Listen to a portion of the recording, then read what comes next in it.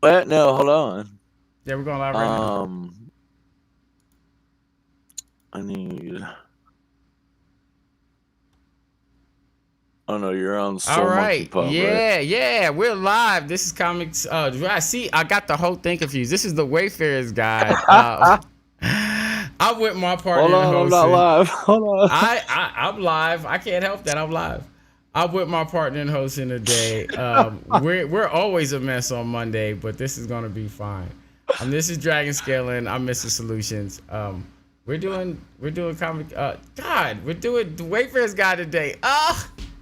Wayfarer's Guide today, brother. Wayfarer's Guide today. That's Wayfarers what's up. guide today. I do a lot of shows, y'all. So if you're not watching all my shows, you should watch my shows. But I do a lot of shows. That's part of the problem.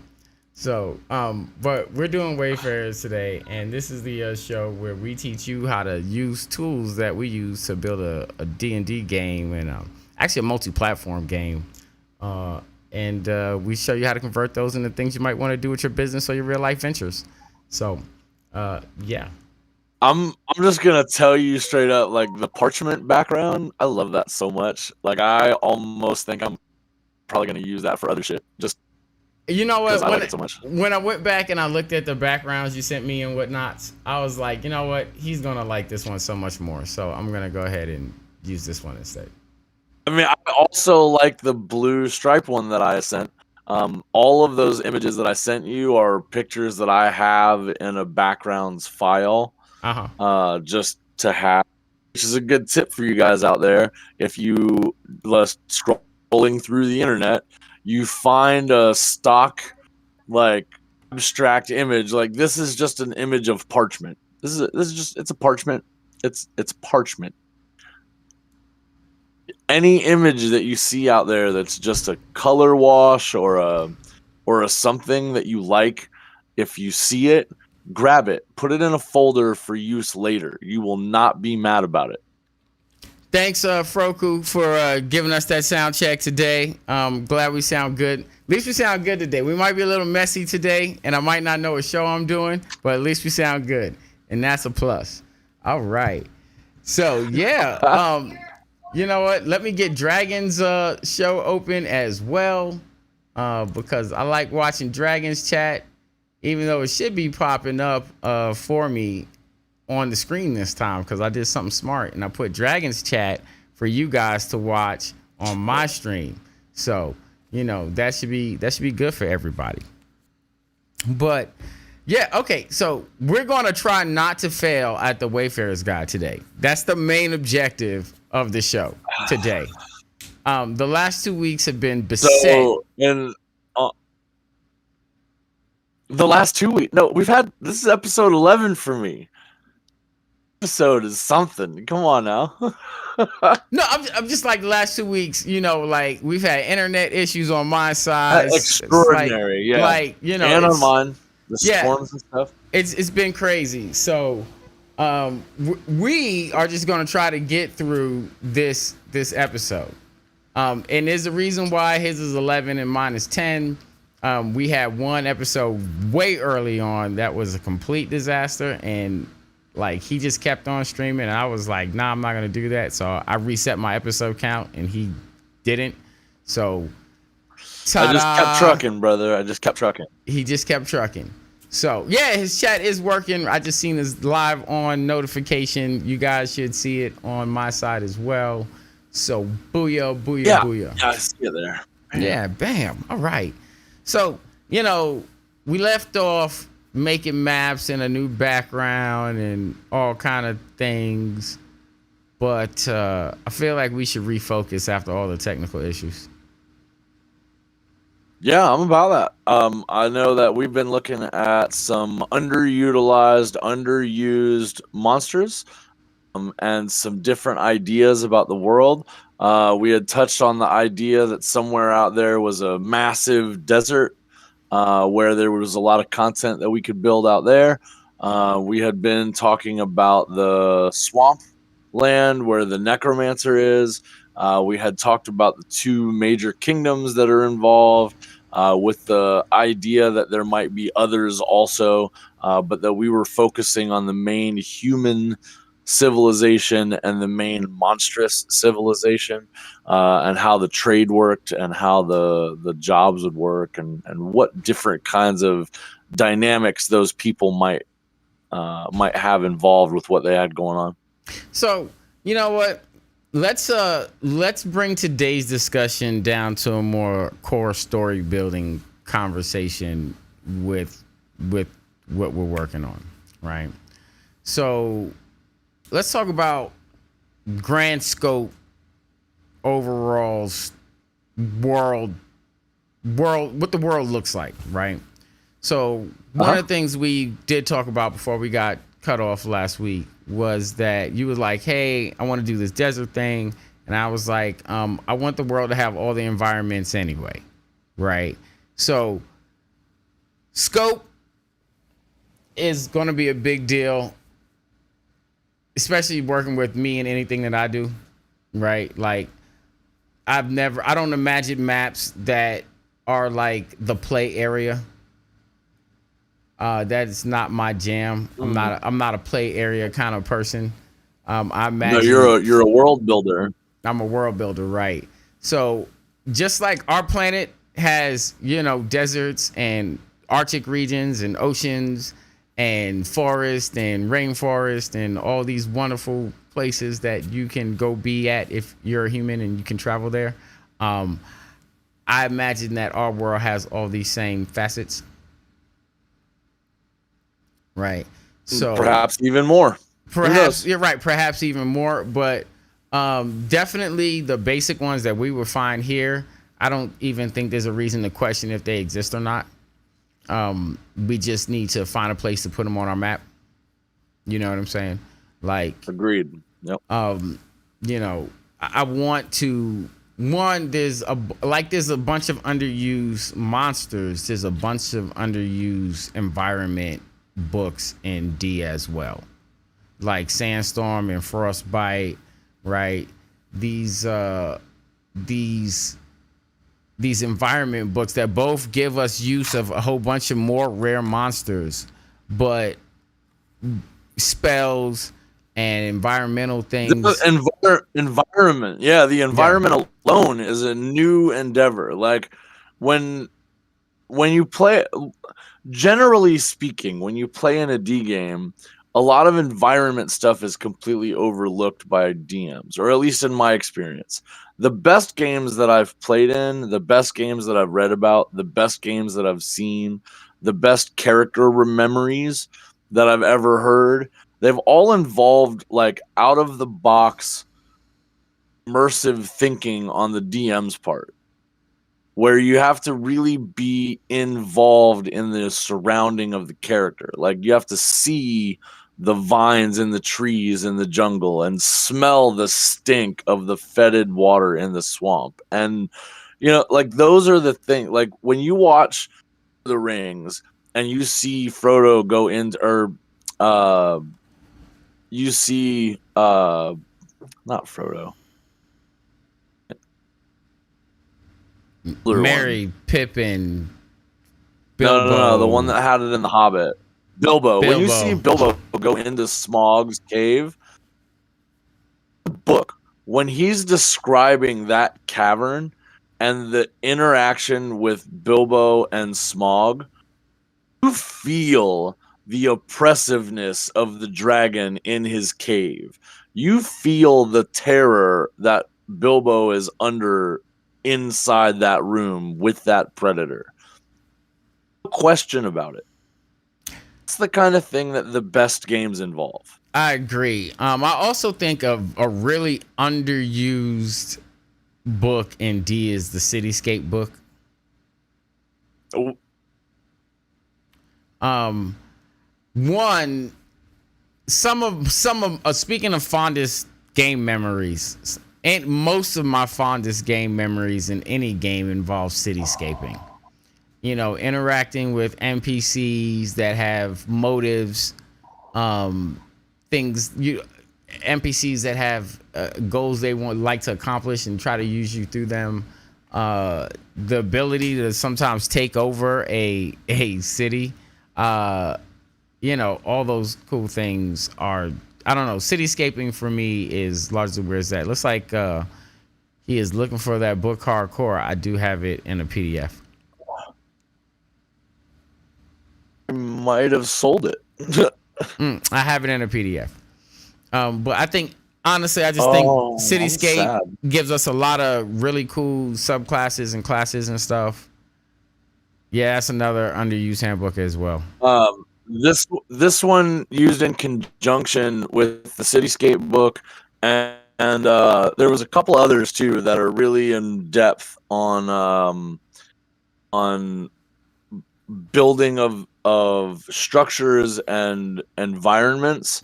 Um, there's a couple really old ones. There's a Castle Builder's Guidebook from like AD&D that I've used often to inspire conversions. Um, there's a few others like Traps and Treachery from AD&D, Oh yeah. and then later on, like those books also, in conjunction with the Cityscape ideals, and the things that Cityscape introduces, those other books expand a lot more once you look at Cityscape and kind of build on what they're doing with it. That the other books get expanded because of Cityscape and the things that are in it. But because of my desire to really explore the Cityscape book, I really want to put a lot of time and energy into developing the cities, the NPCs, what's in them, the from everything from the main structures to the public parks. You know what I'm saying? Like, I really want to invest some energy into to bringing these cities to life so that our players can really get in there and really do some like classic JRPG adventuring in our cities, talk to NPCs, find out what's going on, get the local gossip, that type of stuff. Like, I want to develop NPCs, write scripts for them so when their interactions happen, they have something to say. And something that drives the core story or adventure stories, right? Like almost like quest givers, right? Or at least or at least just flesh them out. So I think like in my idea of building a world like this, I think more along the lines of like Skyrim, where the NPCs are their own people doing their own thing. And while yes, they have opinions about the government and the things happening around them, worldwide events may have not even reached them, and nor do they give a damn. Like, Right. Yeah. No. And some of them might be completely invested for whatever personal reason. But I would like to, I would like to use them as NPCs or use in modern games as quest givers, as points of story interest. If you bother to talk to them, then, you might get something out of it. right.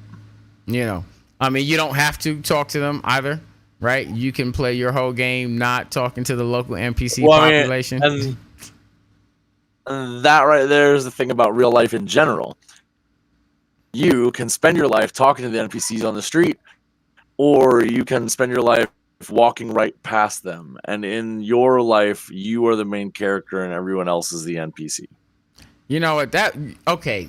You know what, Dragon? That was some real stuff right there. Like, if you don't envision yourself as the MC or the main character in the story of your own life, what are you doing? What are you doing in the first place? Right? And it's true that if you're the main character in your story, then the person next to you is the main character in their story, and that's absolutely fine. Right?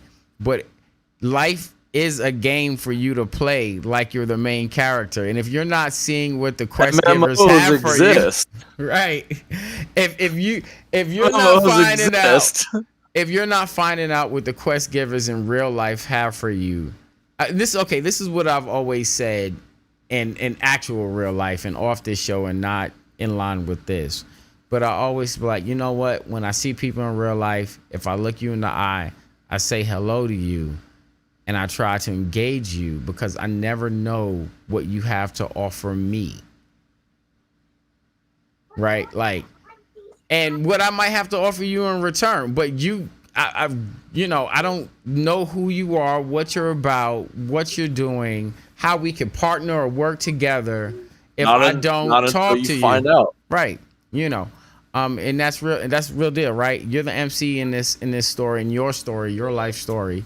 If you don't talk to the NPCs, then you're never going to win the whole game. Go get dressed, baby. Hey, stop. Hey, we have a guest on the show today. Go Hello, guest on the get show dressed. today. They are getting ready to go to their auntie's house, and I will be alone in the house for a while. Yeah. Oh, careful. Oh no. Get dressed. But yeah, no, that was very wise. Thank you for that little bit of that wisdom and how this show converts to your real life stuff. The other part of that is you also have to keep in mind that everyone else is the MC of their own game. So while you are your main character, you can't be it can be understated that they are also their own main character and have their own storyline, and in their story you're an NPC. So keep that in mind as we go through our day, and remember that we're all trying to play this MMO together and survive through it. Pretty much. No, that was a beautiful analogy. You touched my heart. You touched my gamer heart. Right. Oh, through the camera. But no, that's how I want to approach NPCs and the overall environment of the world, right? I want to have fully developed cities, fully developed towns with fully developed NPCs and fully developed environments with, okay. I never liked the idea of there being like a singular dungeon in an environment either. I feel like that's boring. I mean, it depends. It depends on what's up. Like, I can see a singular dungeon, say there was a civilization.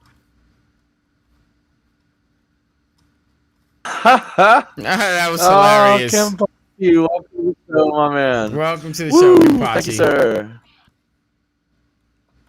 sir. Your hosts are not useless before you even start. I love your face.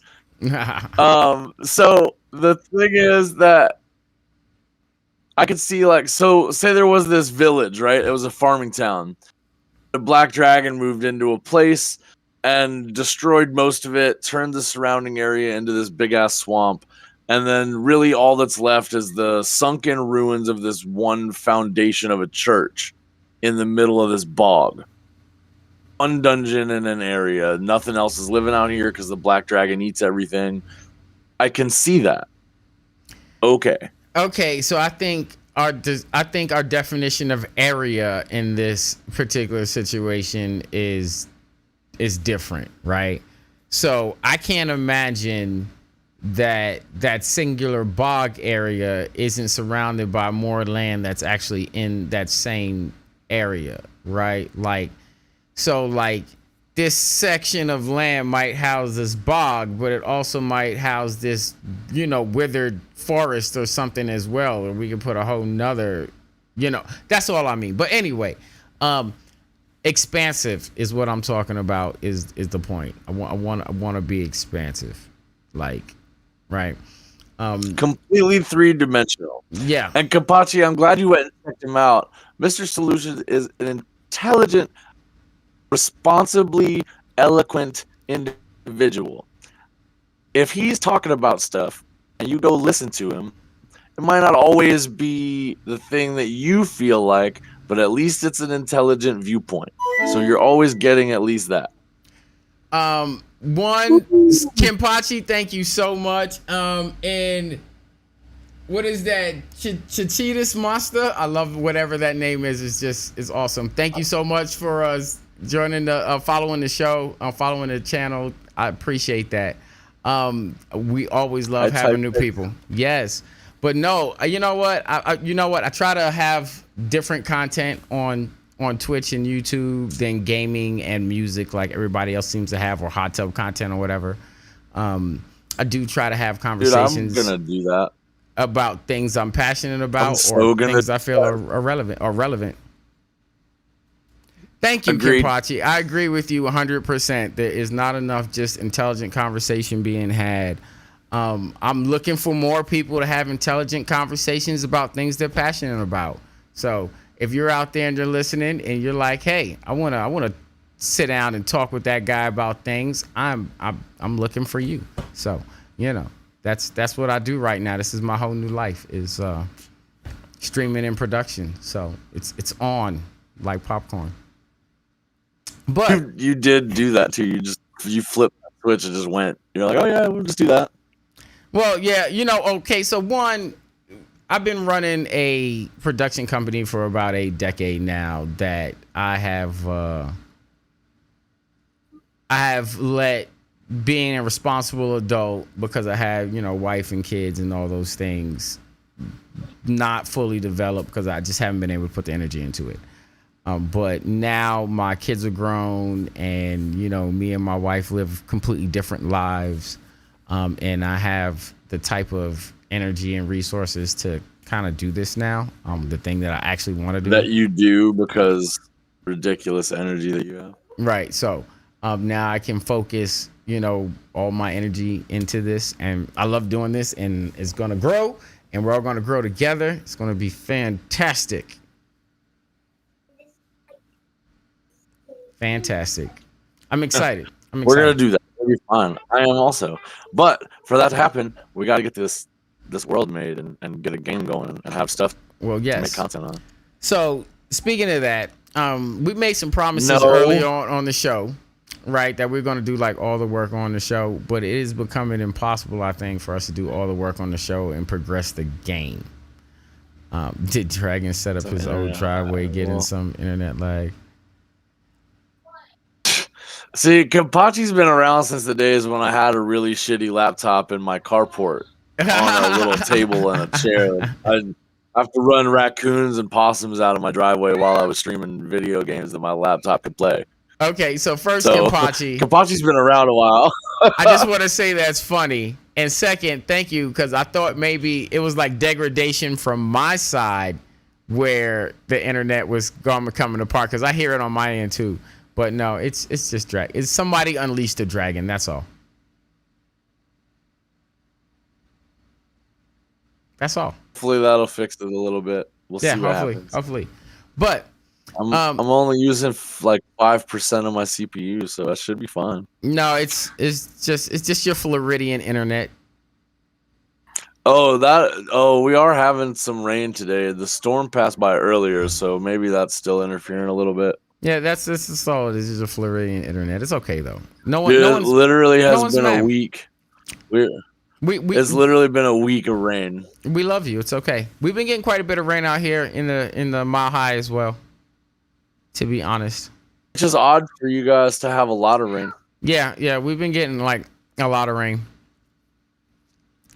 Yeah, a little bit of that, but not as much. I think really we've had less wind lately.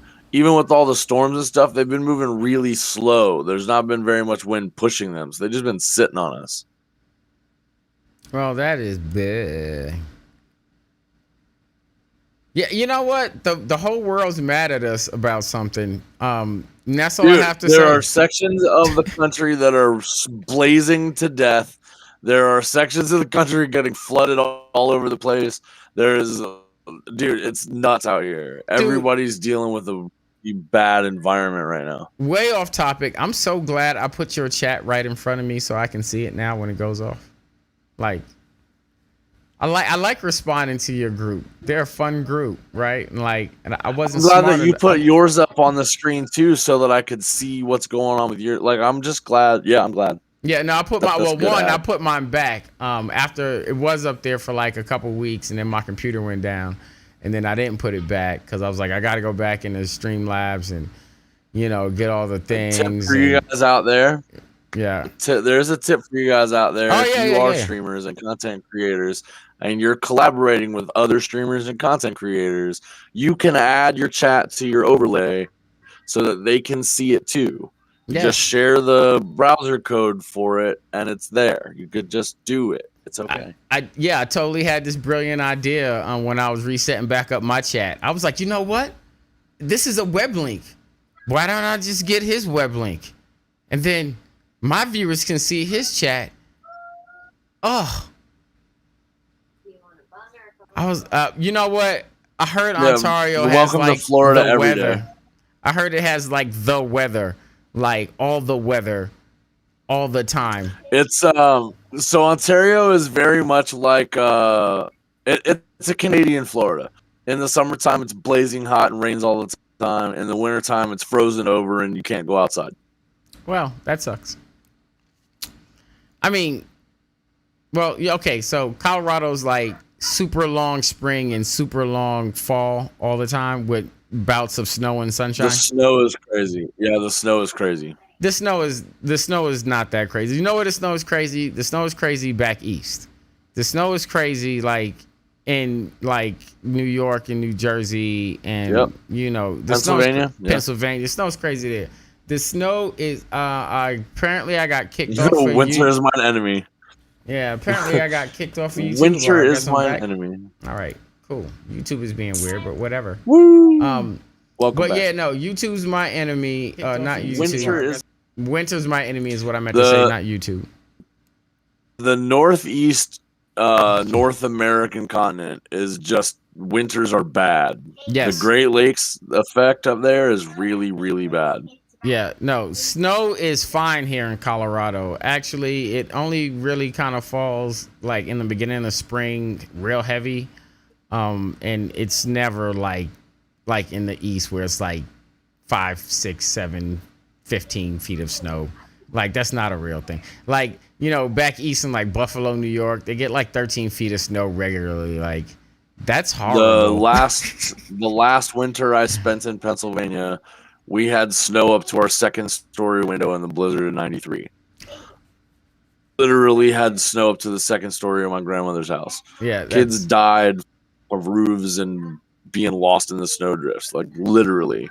Oh, no need to apologize about grammar here, Kenpachi. That is fine.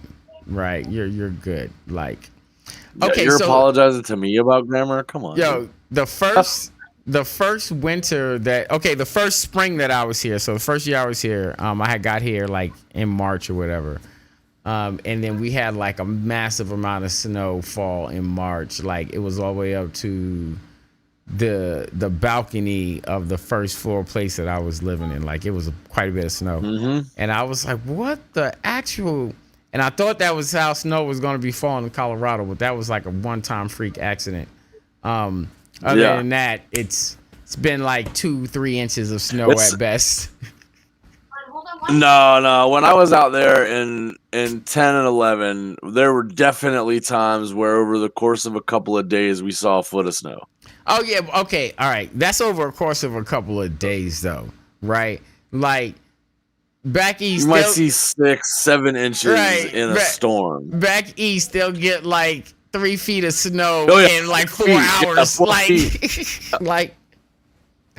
Like snow out here. Like I really thought the snow was going to be a big problem out here in Colorado. Snow is not really a big deal out here. Like no, it's nice. It's nice. It sucks over time though because it snows for so long. Right, and like it'll have like a snow pattern. Like it'll snow like every Thursday, Friday, Saturday, Sunday, and then of course by Monday. Yeah, every day that you're not at work. Right, by the time it's time for you to go back to work, you know, it's all like, oh, the sun has come out and melted all the snow. You can go back to work now. So you go back to work Monday, Tuesday, Wednesday. You can go to work on Thursday and it'll start snowing.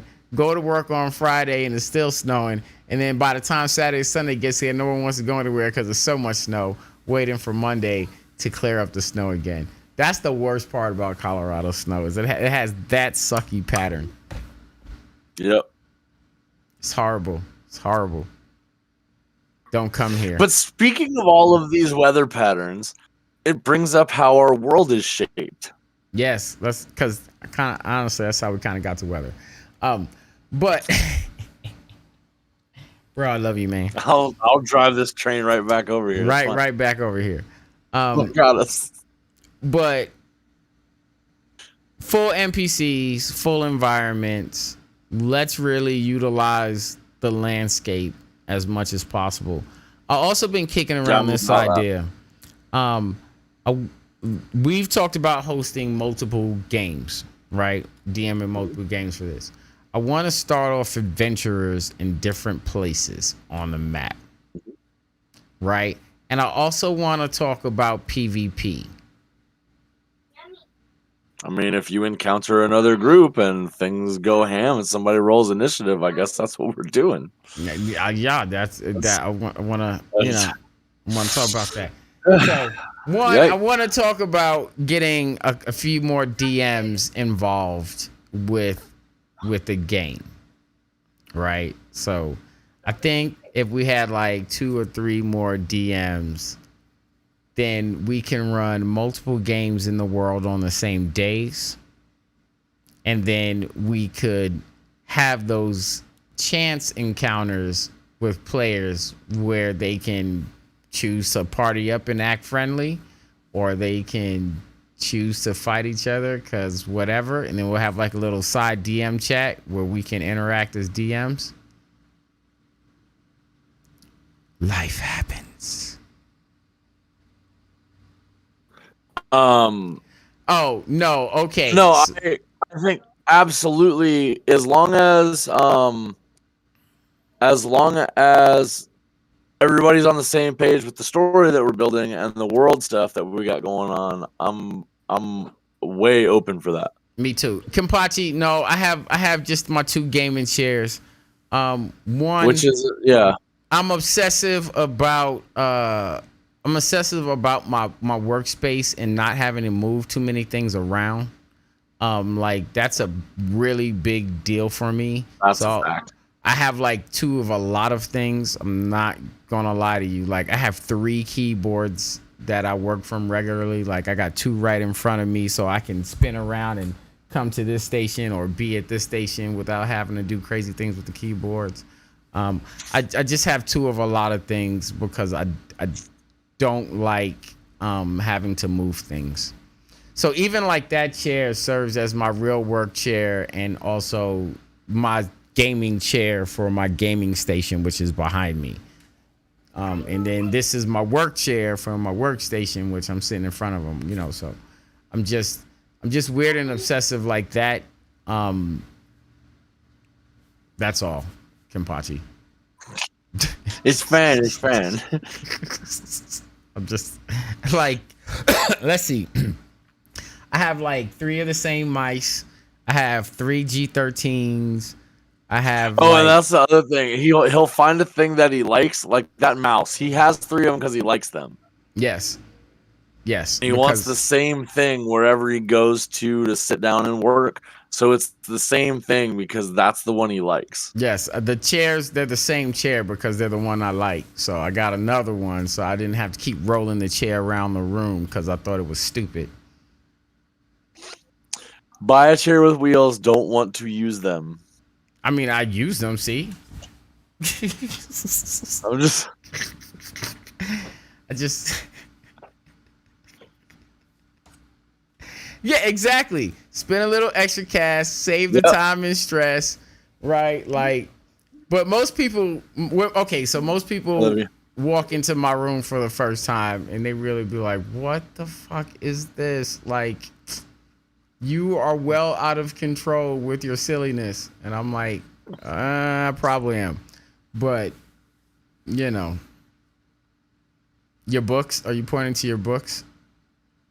No, right there is a coffee stain on the parchment. Yes, it's part of the art. I think it's hilarious. I did too. That's why I left it there. I thought it was great. I was like, whoever did this really put some forethought into what they were doing here. Cheers to them. They know me. What's up? Oh man, you know what? When we go on our break here in a little bit, I'm gonna have to get me something, a hot beverage. That's not hot anymore, but yeah. Well, you'll have to warm up your hot beverage. So when I'll we probably come just back, pour another cold one. all right. So I'm kind of feeling talking today. I ain't gonna lie, right? Just yammering. One, I feel like we need to ease back in after all the weird issues we've been having. And two, I don't know. I'm just in a talkative kind of mood today. I really don't feel like doing stuff with my hands right now. I don't know. Dude, if you want to talk about stuff, I have a million things we can talk about. So, I think when we come back from the break, I think we should discuss a little bit more umbrella world building. I want you to give me some of what you want to really see in the game outside of this character does this character does that, because I know your mind is super there. Like actually, yep.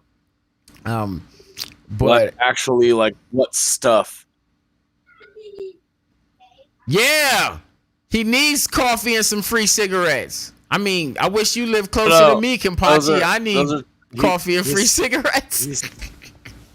He said some tobacco-free cigarettes. Tobacco-free cigarette? No, not tobacco-free. You have those. No. You have those. I don't want those. Yeah. Oh. Yeah, you do. No, I want that in bowls. I don't want it in cigarettes. You see? Yeah. Yeah, but it's good for transportation. It is. No, we don't condone transporting anything. You know what I mean? No one knows what you mean. What are you even talking about? But probably nothing. I'm just yammering. You said you wanted to yammer today, so I'm down for yammering. Exactly. I was? Oh, yeah. I know what I was doing. Hey, you know what? We need to fund Dragon getting a condenser mic. That's what we need to fund, right? And Dragon's got some merch in his merch stores, right? And if you So I do have currently I have a donation goal for a stream deck. The very next thing on my donations list is a condenser mic. That is the next stream deck, condenser mic, better cam. That's the order. I'm gonna tell you what Harris Heller said that he learned in the Twitch and the YouTube camps. The very first thing, the thing I'm trying to conquer right now, the thing that's always audio.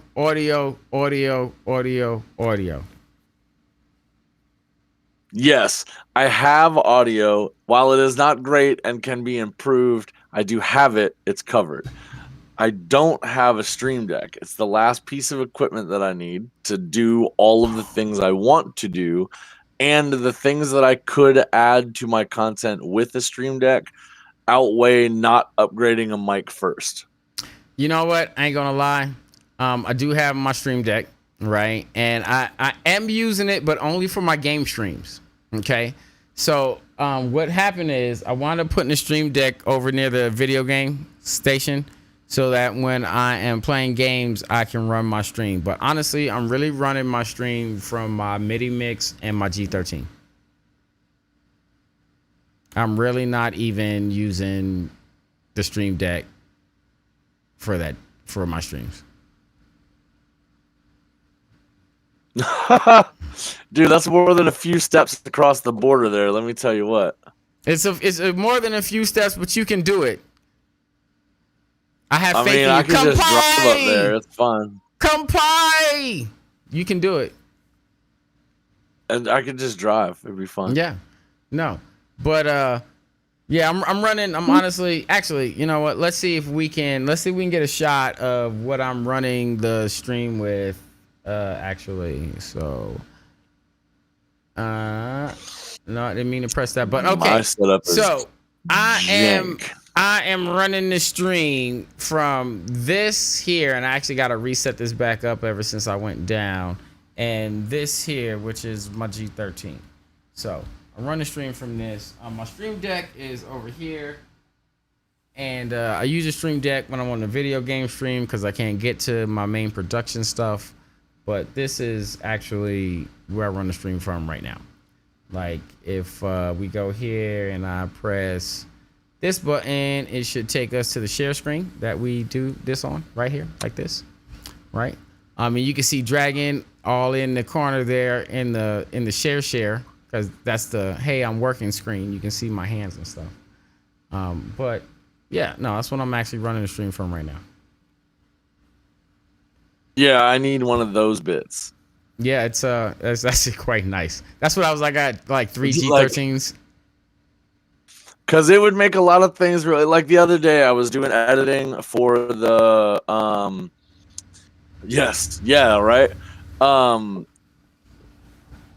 was doing editing for the Breath of Fire video that I put out on YouTube. Uh-huh. And when I was thinking about the things that I needed to add to the intro and the outro, when I did the intro stuff, I had the clips and the web pages and all that stuff. And I had to just record me putting it up and changing the bit and then just clip it out so that it was like, and if you go to this one, 3, 2, and if you go to this one, 3, 2, like, Yeah. I had to clip out all those middle bits. If I just had buttons, Yes. just do that. Honestly, I'll be I very, wouldn't very. have to edit any of that stuff. It would be so much easier. Okay, I'll be real with you. Having a macro pad of some type is kind of the only way to go. I use it on all editing programs. So I use it on Photoshop. I use it on Illustrator. I use it on Clip Art Studio. I use it in Olive video editing software. I use it in Audacity. I use it in Windows when I'm feeling real cheeky and I don't want to touch nothing, but just kind of kick back. So yeah, I recommend specifically. I recommend G13s because of the capability to house many softwares and many profiles, and then have 3 profiles across each profile. Right, like it's nice. it works with any software you can imagine. Anything that has hotkeys, you can map those hotkeys to those buttons. You can map each software individually, and then you can map 3 sets of profiles to each software. So I am a huge fan of this thing. Logitech does not make it anymore, so I can't link it to you as a official link to Logitech. But if you go on eBay, you can find them varying in prices from like $80 all the way up to like $500. Really depends on who is selling it used. But right. I have a bunch of them and I friggin' love them. And Breath of Fire 3 is awesome. I'm a huge fan of the game. I don't. I'm hard pressed to say that it is my favorite one. It is the one that I own. It is the one that I've played most, and it is the one I think is the best game. But I think my favorite one was actually 2, mostly because of the underwater part, because that city was sweet. Are we just talking Breath of Fires, or are we talking JRPGs in general? No. Just Breath of Fires. I actually think that Breath of Fire 3, the Breath of Fire series is probably my favorite RPG series, period. And I'm struggling on whether 2 or 3 was better for me. I think they are equally good, in my opinion. I think they were the ones that really sold the Breath of Fire series. I feel like Breath of Fire 1... Spoiler alert. Right. I think Breath of Fire 1 suffered the same fate as Final Fantasy 1. The mechanics were too hard and little overcomplicated for what the series was trying to do. I think as far as a genre buster, like... Yes, they added so many things to the genre with the series. It was great. Yeah, I agree. But I think 2 and 3 really shined and carried the series equally well. And 4, I didn't even play 4. I'm not gonna lie, it didn't even look like something I wanted to play. So 4, yeah. But yeah, not my favorite. Mr. Soul-Lutions plays JRPGs as well. Yes, I'm currently. I'm currently in the middle of Skies of Arcadia replay. Woo, that's a good game, y'all. Like, if y'all ain't played Skies of Arcadia, that's what's up. And okay, so I love Final Fantasy 7. I love Breath of Fire 3. Like, these are 2 of my favorite JRPGs. But neither of them. I think that Final Fantasy 3 was my favorite of that series. 5. Actually, okay, 10 is my favorite of Final Fantasy series. I ain't gonna lie. That was the one where they had the underwater ball game, right? Yeah. I love 10. A lot of people be hating on it, whatever. But my favorite JRPG of all time, Chrono Trigger. Psh, whatever. Chrono Trigger is like the best JRPG. Three is pummel. Yeah. Man, Kenpachi, we long lost friends. I love you, Kenpachi. Should have been hanging out with you a long time ago. Every time Kenpachi comes around and he meets people that I know on here, he's like, "Hey guys, here I am," and I'm like, "Hey, this is my old friend Kenpachi. Here he is. He lives in Canada. He's awesome." And everybody's like, "Dude, what? Where have you been all my life?" I'm like, "I know, right?" Same thing when I met him. I was like, "Where the fuck have this guy been?" Right. I love this. Yeah, I heard they're remaking it, and I'm excited about that. Have you played the FF7 remake, Kenpachi? But did you though? Because I did, and honestly, I ain't gonna lie, I was trying to hate it. Like I bought it to hate it, but I actually enjoyed it. I actually enjoyed it a whole lot. Did you? I really did. Like I really, Okay.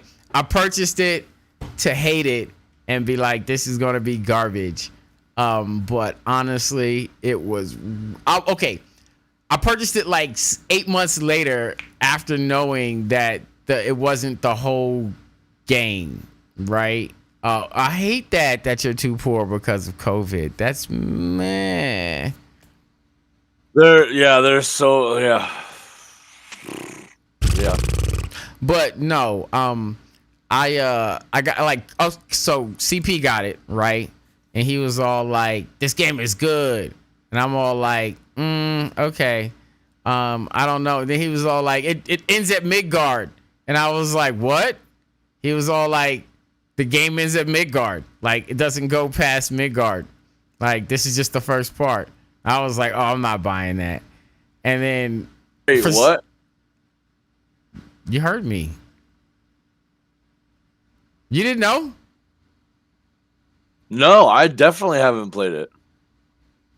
I mean, it was all over the place when the game came out. Like, dude, no, sir, I was over there. So, dude, the game is look. This is the first At part. some point, I was going to play it, and I'm like, I'm not gonna go do all that because I'm gonna experience it. I saw I saw some stuff. I'm like, dude, oh, that looks good. Dude, it's a part 1, right? It's not even the entire Final Fantasy VII game.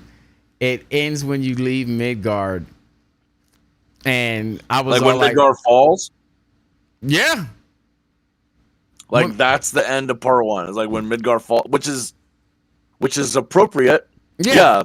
Yeah, it's the Dis 1 ending, right? But I really wasn't expecting there to be a Dis 1, this go around. I was really expecting to get all the way to the crater. And then CP was like, "Yeah, this ends at Midgard." I was like, "What?" So they literally could do dude, when they all come out, they're gonna sell it in a box set. Of course. It's gonna be a 4-disc box set. Yeah. But I was like, I'm not gonna play this, right? And then I was like, until it all comes out. Nah, I was like, you know what? I'm gonna play it so I can be mad at it, right? Because sometimes I just want that, emotion in my life. Little did you know. Little did I know that I was gonna enjoy the shit out of Final Fantasy VII Remake. Like, God, that was good. It was so beautiful and it was so good. I am very interested to play that one. But even more than that, while we're on the subject of remakes, Diablo 2 Resurrection is coming up. And that, man, son. Ooh. I'm Drake on that. On that. Yeah, dude, it looks so good, and it is a page-for-page remake with just like it is the old game on a new engine. I'm not a fan of Diablo. I find it odd seeing summons in Midgard since you don't get Chocobo until. Yeah, okay. I found it odd having summons in Midgard as well, but they played it off well. Like, look, I enjoyed it. That's all I got to say. I thought I was gonna hate it, but I really enjoyed it. I really enjoyed it. I personally have not been a large fan of the newer Final Fantasy games. I think really since 10. the double digit generation of Final Fantasy games really has not impressed me that much. The graphics are amazing, but like in the the one that everybody's running around on right now with the dudes in the car, 15. yeah, that doesn't really impress. It's like a bromance story, and I'm good on that. That one is a bromance story, but honestly, 10 is one of the best love stories ever freaking written, yo.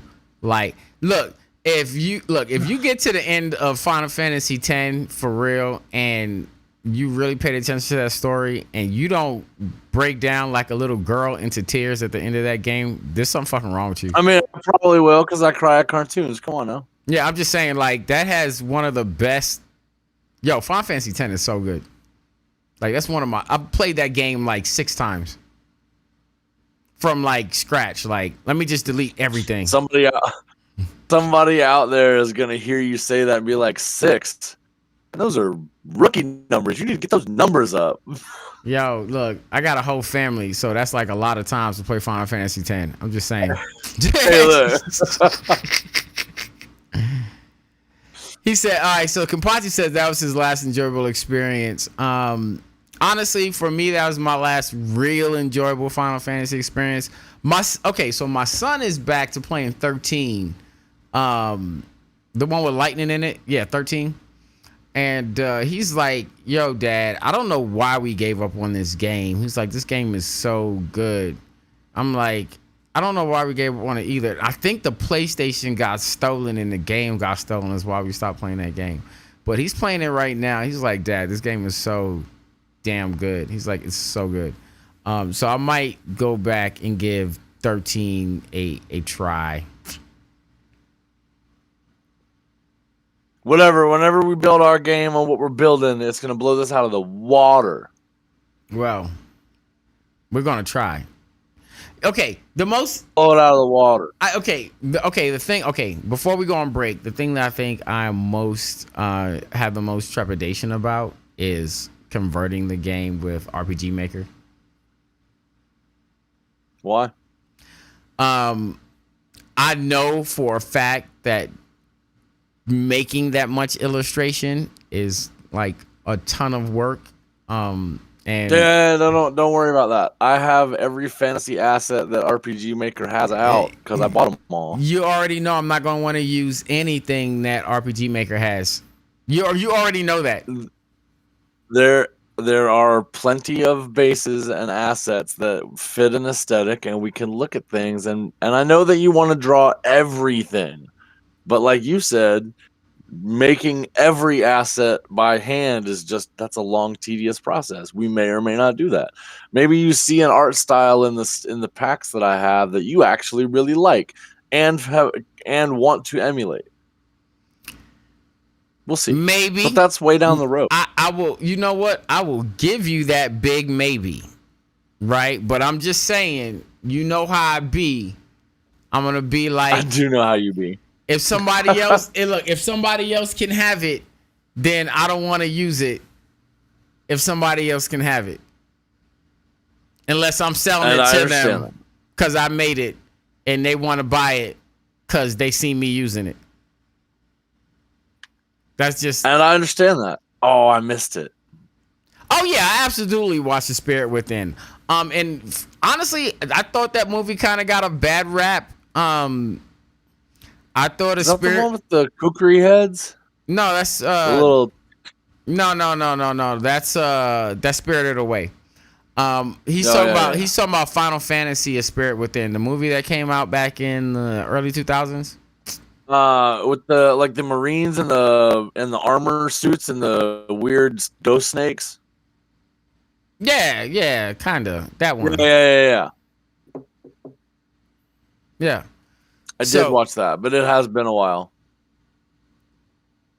It wasn't like Final Fantasy at all, Kenpachi. I will actually give you that. However, if you strip away the name Final, yeah, okay, I can understand how the expectations killed it for you.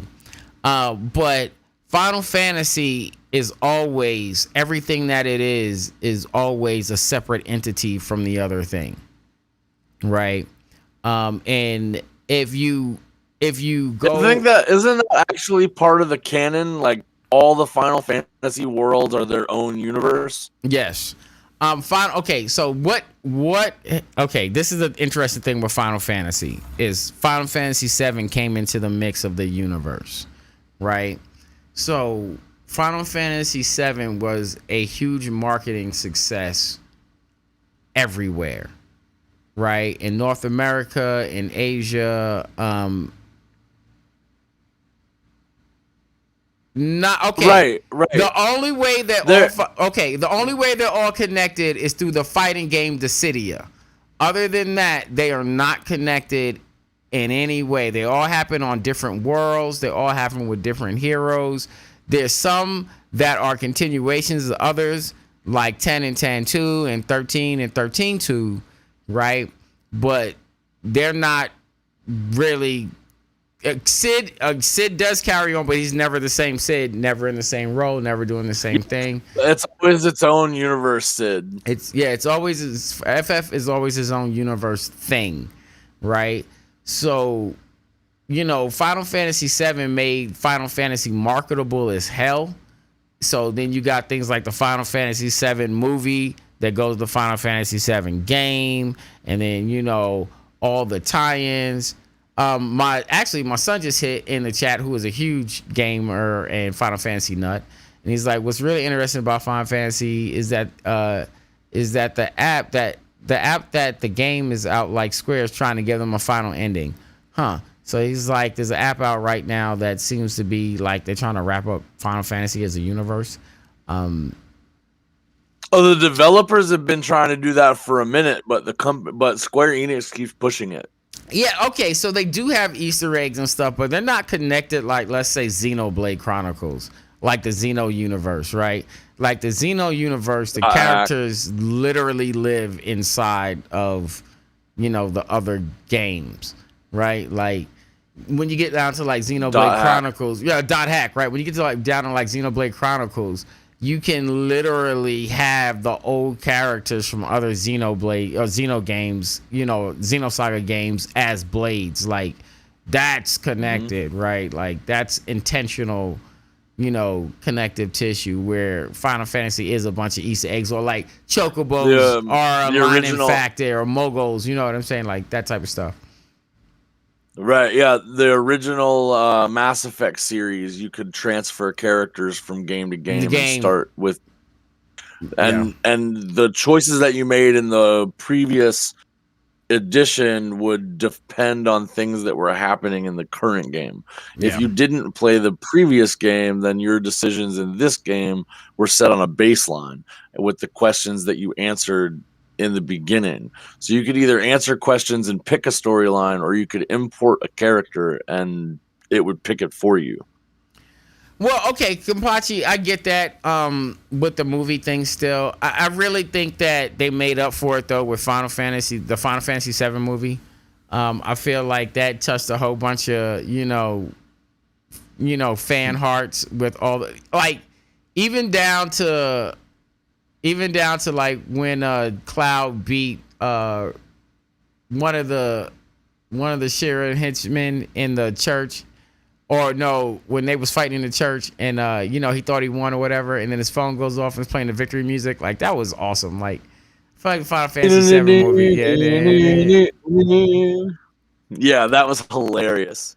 And my son also says a better comparison is Trials in the Sky games.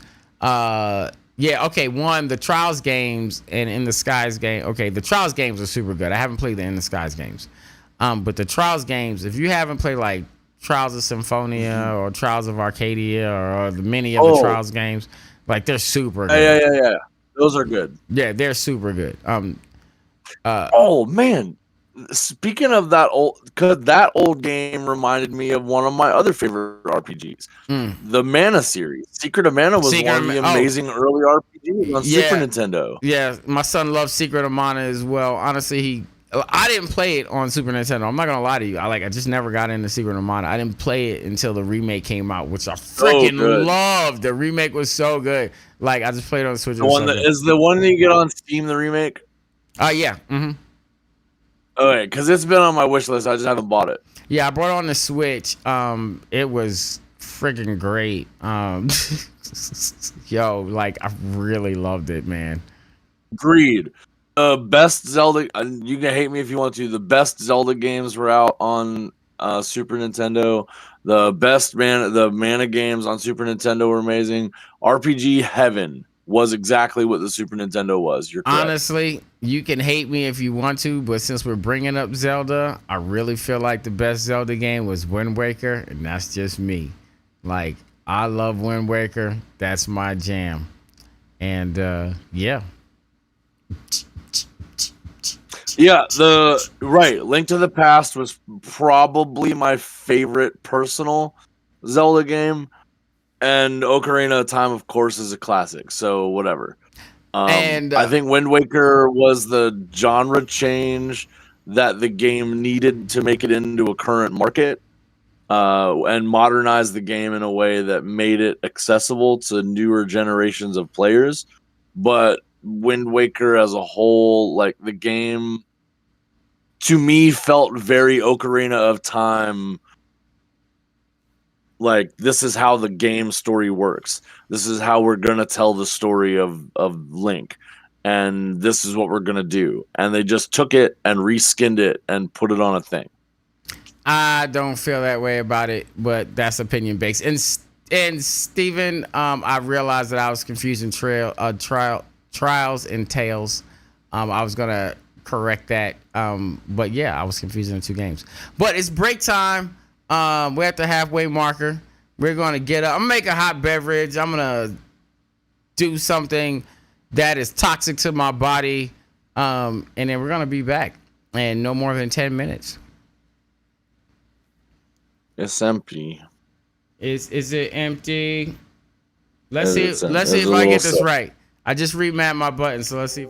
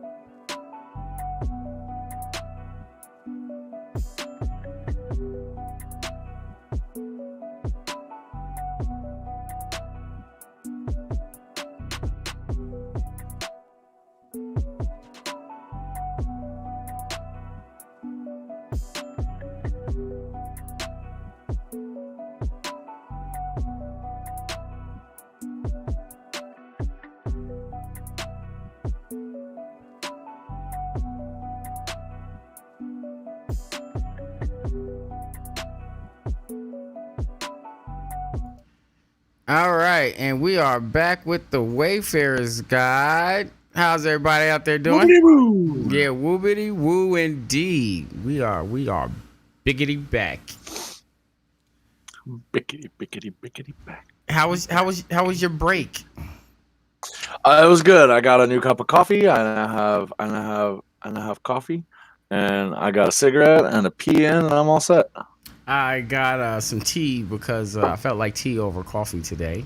I'm drinking it out of this spiffy Wayfarers Guide mug. Smexy Wayfarers Guide, That which you can get. if you go into the panels below and click on the Soul Monkey Productions link, it'll go right to the merch store where you could buy your own Wayfarers Guide t-shirts and mugs also. Yeah. Yeah. That's right. Well, yes. If you would like to support what me and Dragon are doing in a general way, definitely go pick up some Wayfarers Guide gear. If you would like to support what Mr. Soul-Lutions is doing, just go pick up some stuff from the Soul Monkey Publications store. That'd be great. All of the shows are down below. If you click on the Soul Monkey link, it'll take you right to the merch store for Soul Monkey Publications. Some of the logos for your shows are amazing. They make great t-shirts. They make great mugs. Go check them out. Thank you, Definitely sir. want to look at that. Me and my artists, we put a lot of work into making those logos and stuff, so I appreciate that. I did make this here Wayfarers Guide one myself. This is me. I made this myself. I'm so proud of myself. Jim West, Desperado, none of this. No, you don't want nada. That's about as much as I can do before YouTube is like flagged.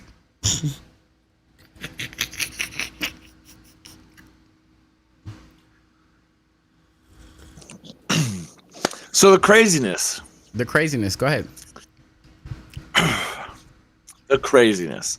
So we definitely want to stick a giant, massive desert in, and I figure the best build around for a desert, right, is like the downslope of a mountain, like a massive mountain range. And it means if it's built like that, where the mountain range stretches up and the desert is this massive expanse on the back end of it, if the monstrous civilization was on the north side of that mountain, right, and the human civilization was down on the southern end of that desert range, it would give travelers a reason to either go around the desert to the bottom of the mountain and cut up, or travel across the desert to get trade routes. Okay. The only other way that you could do it is a water route, which we could also set up, but it would give reasons to go to those places for trading and things. Yes. Speaking of water routes and oceans and water, Shipwreck is another vastly underused book in D&D. And I'm excited to make piracy a big part of the world. That I love piracy. Who doesn't love a good bit of piracy?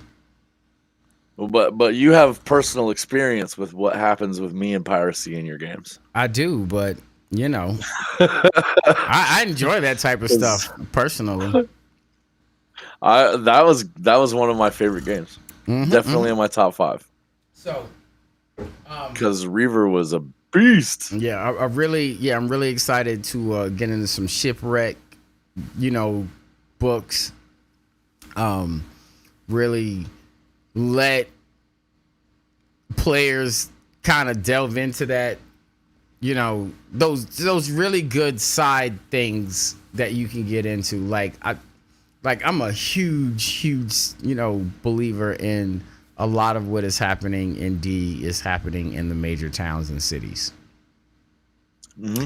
And that adventure should be geared to a lot of what is happening in those towns. Like some of my favorite games that I played over the years with all kind of people haven't been the ones where I went out into the forest and went into the dungeon and got the treasure or whatever. It's one where we spent hours in the world politics and you back alleys and you dark rooms and stuff like that inside of a city. Like I love that For stuff. sure. Planning the way the city builds, planning like the one game that we played that I was running where we all took leadership and had a city build up around us in no time. Yep. Like that was so awesome to watch the work that we put into that and see what things we wanted to make part of the world we were building. That was awesome. one of my favorite games. I can't lie. That really was close to like and deep perfection. we didn't even really do dungeon crawling that much in that game entirely. Most of what we did in that whole game was building a city. Yep. Yeah, we took over a city, built it, made it better. Did politics stuff inside. It was great. It was a great adventure. Like, I mean, and we did kill a dragon in there, but Inventing a new language. Who's inventing a language? I'm not inventing no languages. What are you talking about? Yeah, I ain't doing that. That is okay. the closest I've gotten, and I ain't gonna lie to you, the closest I've gotten is for Insegnia. I made fonts for the comic, right?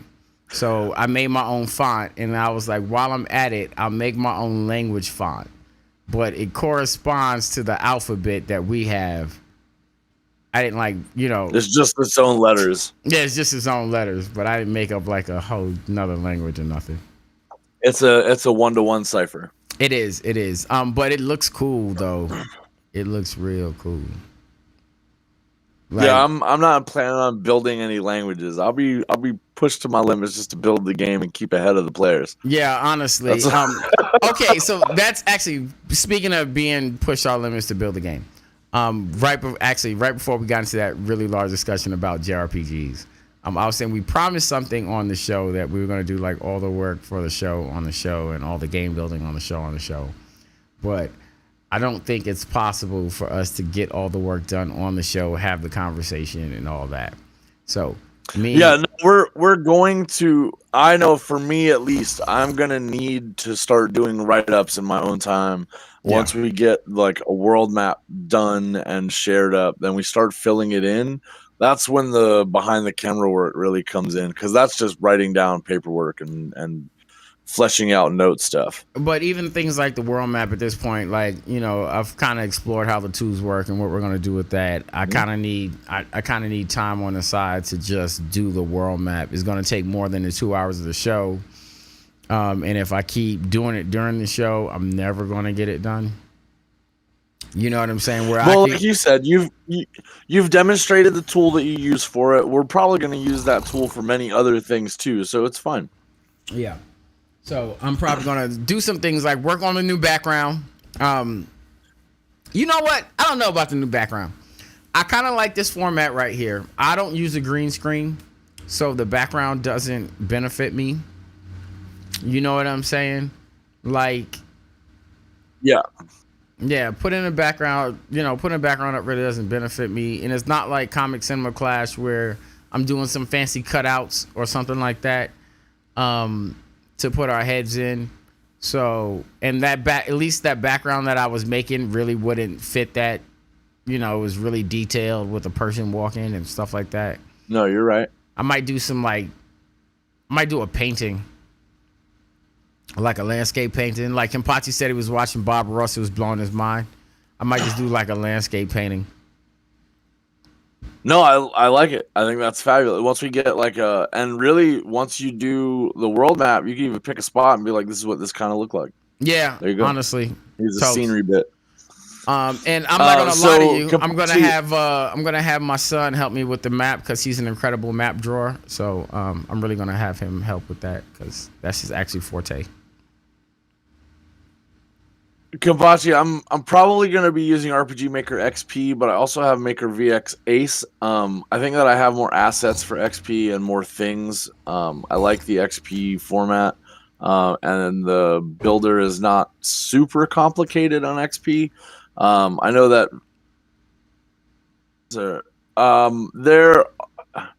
there are several versions of RPG Maker.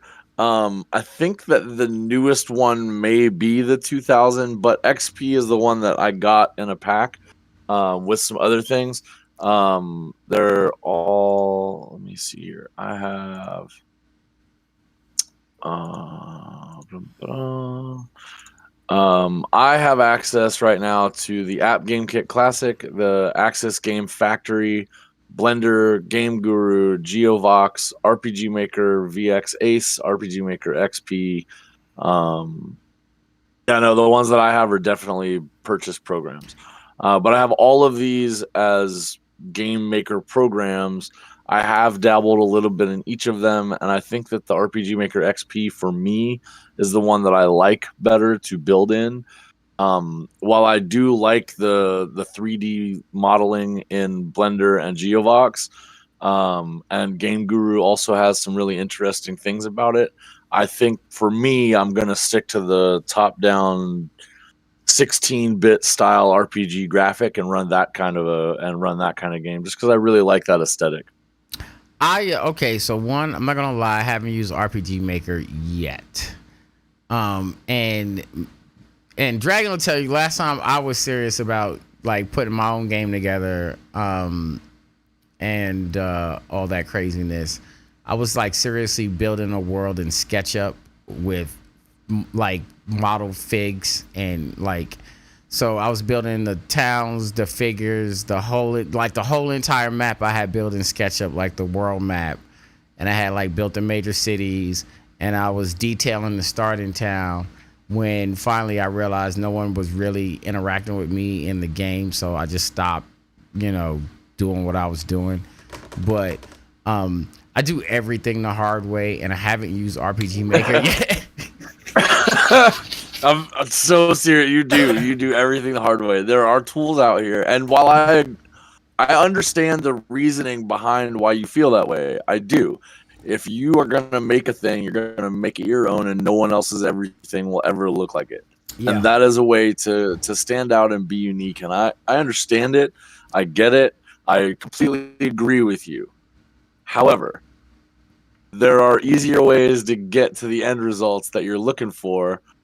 And it does. RPG Maker does take a lot of time to get good at because it's literally like the scripting alone is time consuming. Yeah, I have to imagine that's one of the reasons why I chose to just model the world and make it a 3D world where you can move stuff around. That was kind of the reason I went with that. Well, then RPG, the way that the RPG Maker subset, it's tileable. So you pick your tiles, you pick your tile assets, you have a palette, and then you go with the palette and you just build the blocks in. But then you have to like, now I need a script to go in that door. Now I need a script to go out that door. Now when I get in the door, I need a script to go to this other scene. Now when I go, like you have to add all the script things that make the game work, all the mechanical things behind the scene that you interact with.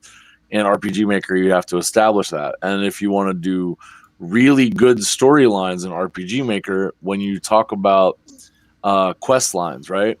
Mm-hmm. You have an NPC that gives you a quest line, and then there's another NPC that's involved in that quest line. Yeah. If you haven't got the quest line yet, and you go to the place where the other NPC is, and he starts talking about it, now you have a problem. Now you've got a conflict of story progress.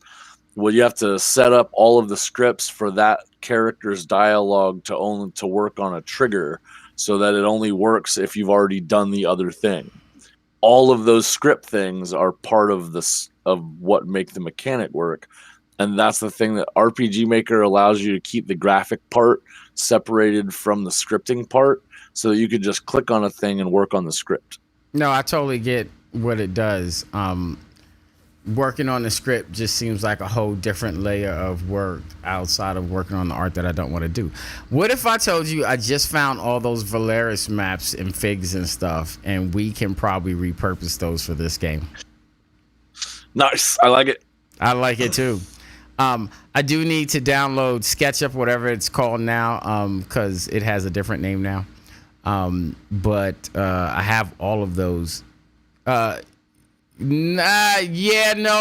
that Valeris.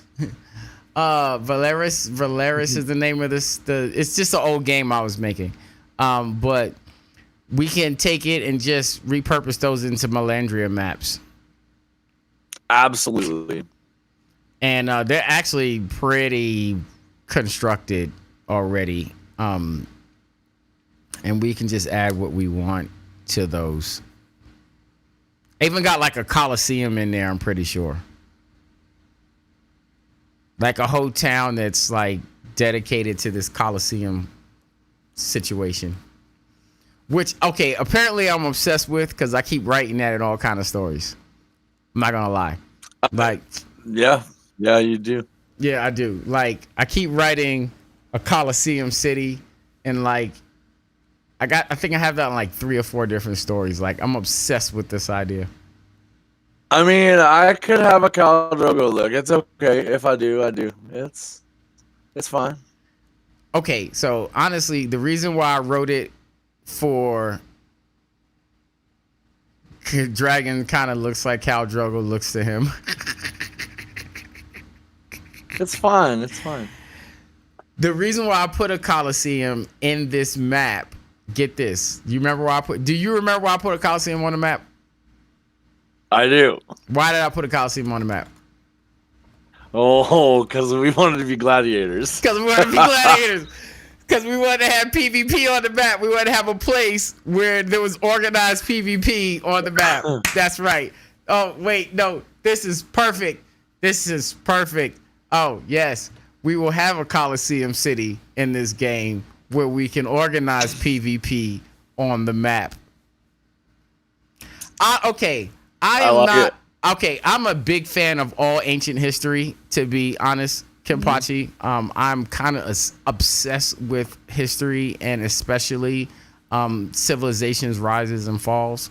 I'm not particularly a fan of ancient Rome per se, but I am enamored with the idea of organized fighting. And in the scope of things, you have to appreciate the impact that Rome had on even modern society. Oh, absolutely. Like, as an ancient, there are lots of ancient civilizations that have had an impact on modern society, but Rome has definitely left a. Our founding fathers here in America fashioned America to be the new Rome. So to say that Rome did not have a massive impact on who we are and what we're going to be as far as the world is concerned is ridiculous. I just said I'm not a huge fan of Rome when it is all said and done. Largely, not at all. Largely for what we were saying, right? I think it's a little egregious that one civilization should have such a large impact on the rest of the known world, especially when most people were chilling and minding their business and really didn't need the intervention to begin with. But that's actually a discussion for my Tonight Show. This is called The Show. But to deny their impact on what we are, who we are, that would be foolish. Am I a fan of their history? Absolutely, but I'm a fan of all world-shaping history. Honestly, when I'm not doing this, I'm either ingesting documentaries or anime, to be real. Yeah, no, totally. Same. Yeah. I'm either watching some science show or a history show or something like that. You know what I'm really into right now? A game that I'm playing, or you know what I'm really into right now? If it's not Anton Petrov, it should be docudramas.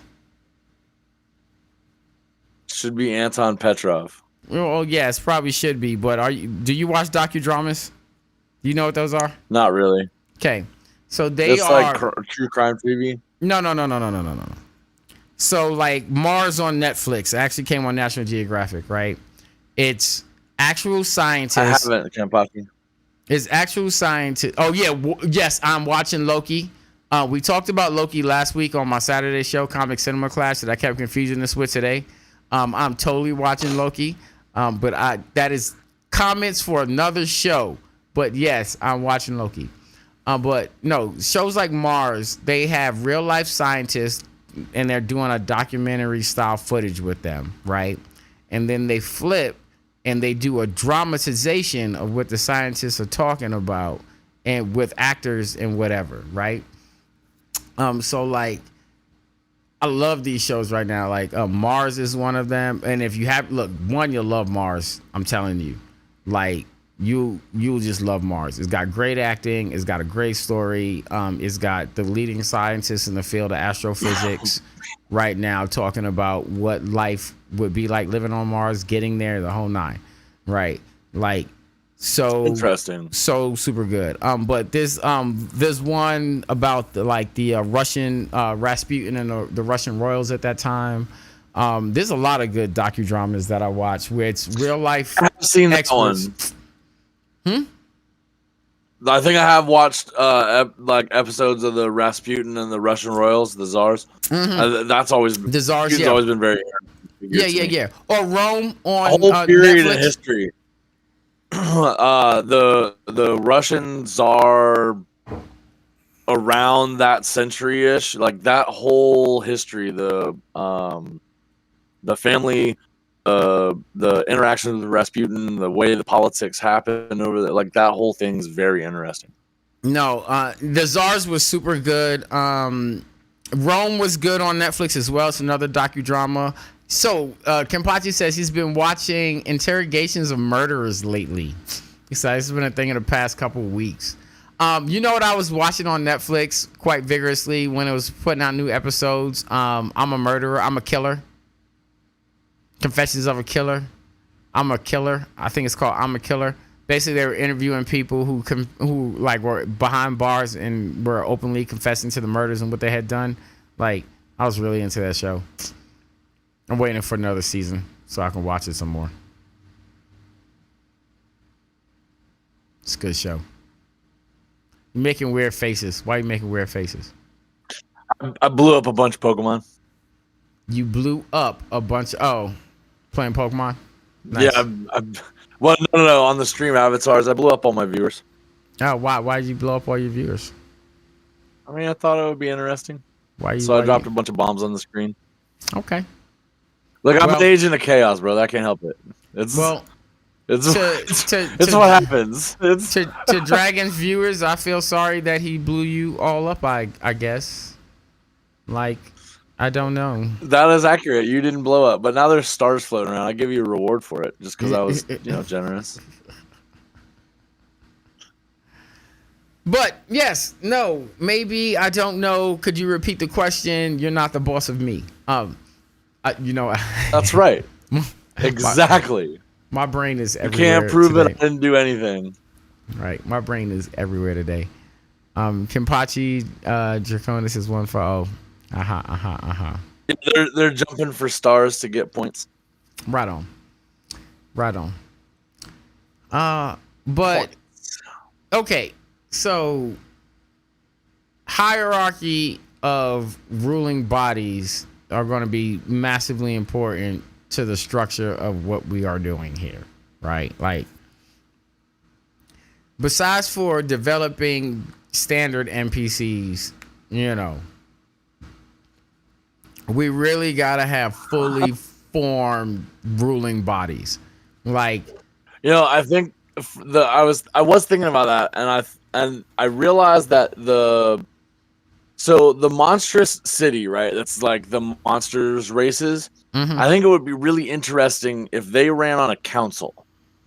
Like if they had a governing body that was a council of representatives. Okay, did you read what I already wrote about their government? All right. I did. Okay. So with that in mind, I can definitely write in a council of ruling monsters. That is super easy. And I think the human civilization would probably be more like a normal kingdom, like have a king and a queen and be a monarchy.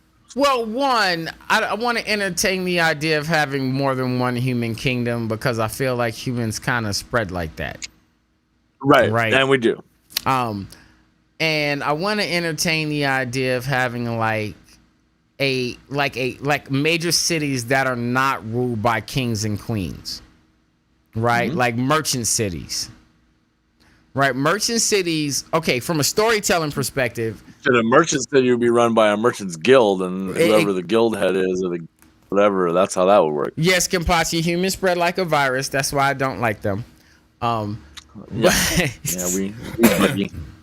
but We just a little buggy, it's fine. from a writing perspective, right? A merchant city gives us a lot of flexibility to have a big, powerful city that is not influenced by things like religion and or royalty, but more like government, right? Because a merchants guild will operate the city more like government than, we're royalty, you got to bow down and listen to us, or we're zealots of some type and only the word of our God exists here. Also, though, on the same token, I would also like to explore having a major religious city. Or Yeah, religious. definitely. I was maybe even more than one. Like, Yes, maybe I even can more see, than one. I can see a couple of cities set up under like the Pantheon of Light, but then I can also see like Palorites having a mountain temple up at the top of the mountain. You know what I mean? So they're closest to the sun. I could see a green god having some fairy forest ring out in the middle of nowhere in the woods. You know, like I could see things like that definitely. Another aspect that I almost always incorporate into my landscape building when I'm doing stuff like this is a school city, right? Where people go to learn things like magic, things Oh, like it's what was the place in Skyrim where the Mages Guild was? I don't play Skyrim, but I steal it from Ari Salvatore's Dritz work. So, the fucking Undercity, they have the 3 schools that you can go to in the Undercity. Right. Right, that's where I steal that from, right? But I like the idea. Okay, one, because in D, you're supposed to go to a trainer to learn a thing, right? I like to make cities that people can go to so they You can and Bard go. were talking about that last week. Huh? Yeah, exactly. But You I and like Bard were talking about that last week. exactly. But I like to make a place where people can obviously go to learn a thing, right? So there's no question. You want to go learn magic? There's a friggin' city with schools in it designed to teach you things. How you get there is up to you or whatever, but you know for a fact that you can go to this city and learn these things, right? Like, or you can quest around the world Basically, yeah. and find out if there's any other instructors that will also teach these things, right? But you can go to this city and you can learn these things. Like boom, boom, boom. That's why I like the idea of a gladiator city. You can go there for PvP. If you're in the gladiator city, you went there to go fight other people.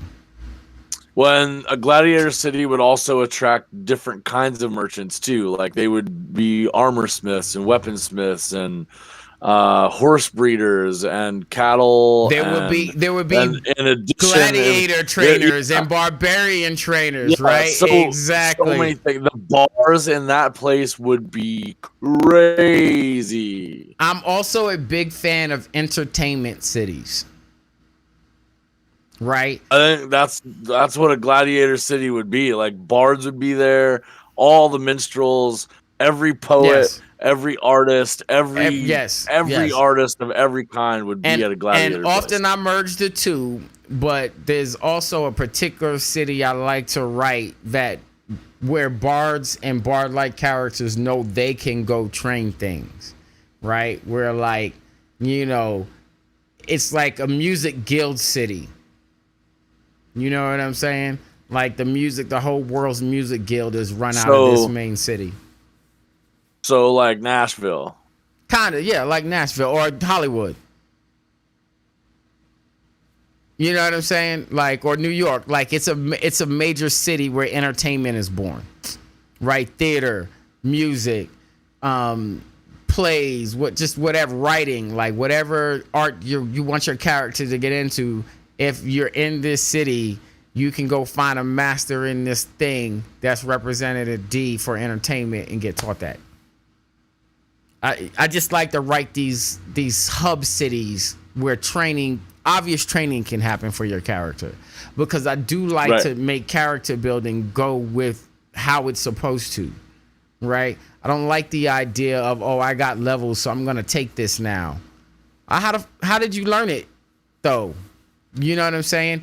And yes, I agree with both you and Dragon. It was unspeakable that they burnt down Arcadia and the Library of Alexandria. And of many of the things that Ancient Man did was unspeakable because they were barbaric and horrible. Many of the things we do right now, barbaric. I believe I have the name right. Arcadia was an enormous structure. No, that was the Library of Alexandria. Alexandria, yeah. Yeah, the Library of Alexandria. I knew what you meant. But Arcadia was a city that was destroyed during war times of conquest. Okay, so the easiest way to erase a civilization is to kill the men, enslave the women, raise the children as your own, and destroy the culture that was there before it. Right? Erase the knowledge, eliminate the books, kill the men. Take the women. You know, that was the going fare of the time back then. So it's no surprise that when the Library of Alexandria fell, or the city that it was in fell, that it was burnt. All of it was burnt to the ground. That was just the going fare. You just get rid of everyone.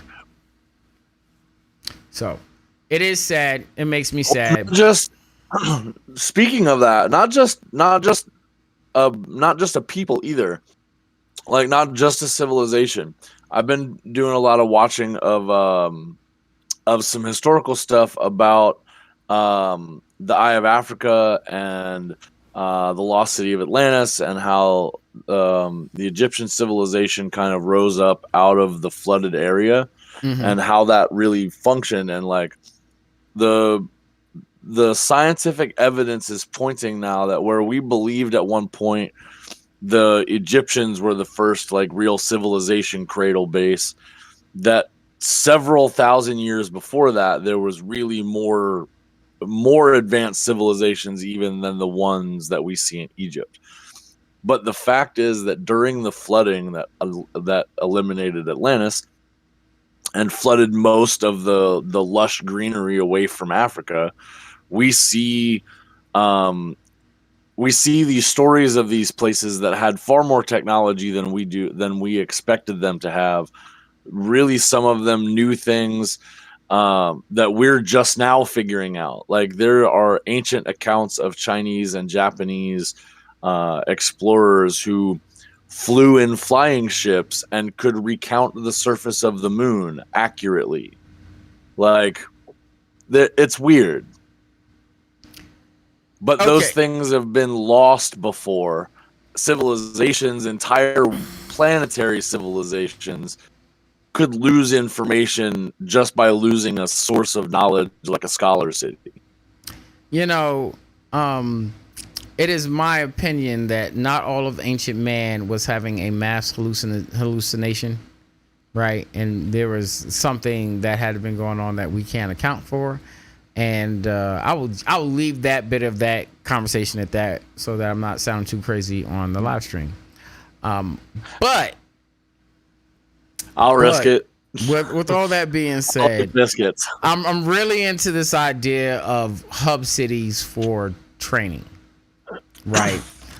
Plus, it expands the world in the places that our players can adventure to and explore with, right? Right. So, hub cities, large environments, you know, really detailing our NPC worlds and really building, especially the major cities, right? Like places where there should be a lot of politics happening, things like that. We really want to build those up. Right. So that's where my mindset is with overall world building. This is the homework I want to give us. So because we like to work in two different Homework. directions. Here we go. Yeah, all right. Yeah, homework. We do, absolutely. Yeah, Which is actually good, because if we split the work up in those different directions, then we'll cover double the space, which is fine. Yeah, that's exactly it. So, we're gonna work in two different directions. I'm gonna let you write the story elements for the backdrop, right? Because that stuff is in your brain. Like you wanna write that, right? I know that you're like, I need a map so you can do that, right? But I can just take bits and put them together to drop into a map, no problem. Right, yeah, just assume whatever you come up with, we can fit on the map, right?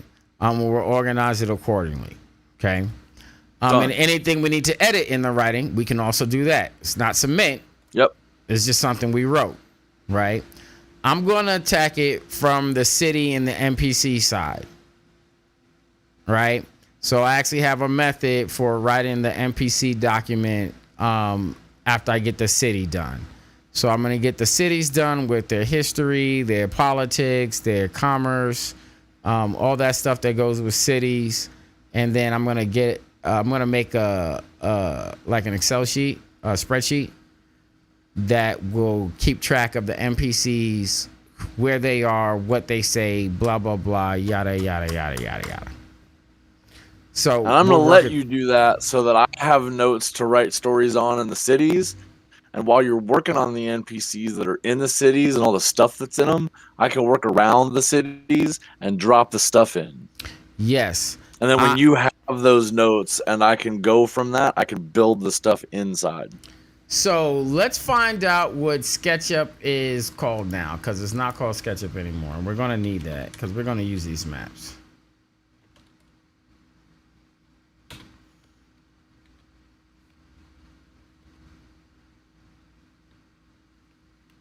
All right, so I guess it is still called, it's just called SketchUp now. It's not called Google SketchUp anymore.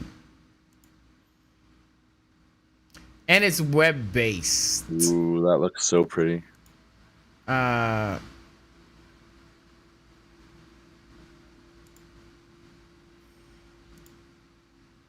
think now, let's see. Yeah, it's web-based now. Actually, let's see if I can get let's see if I can get these files open.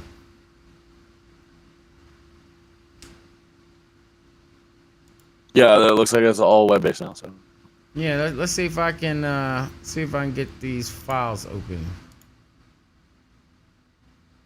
All right, so Kapachi, dude, come on, man. Let's see.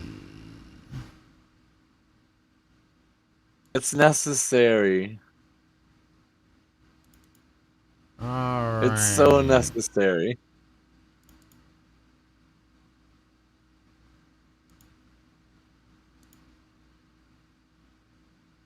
Let's see. Oh, yeah.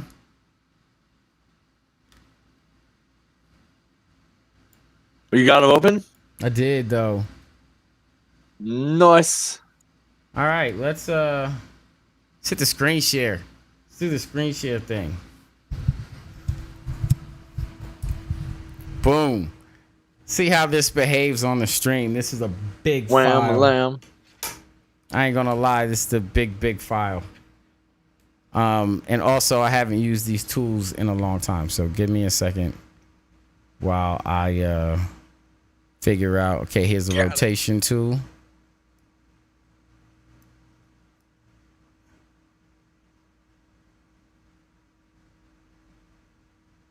Whoa. Oh, yeah, okay. Yeah, we could totally use this.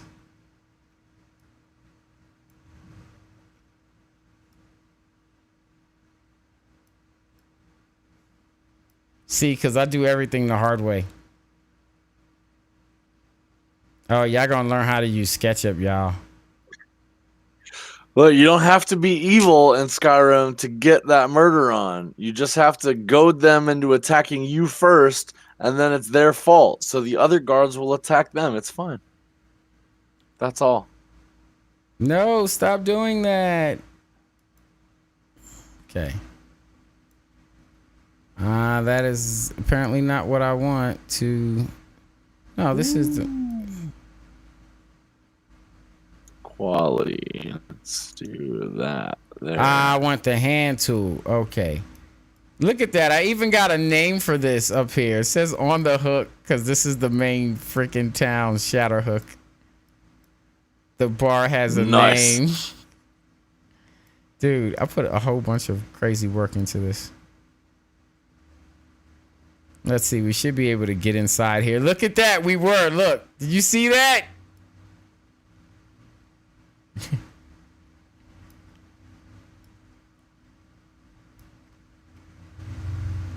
And we're on the hook. Yo, I love SketchUp. Anyway, so yeah, we can totally repurpose this map for this. Let's see what else is on this map. Stupid guards.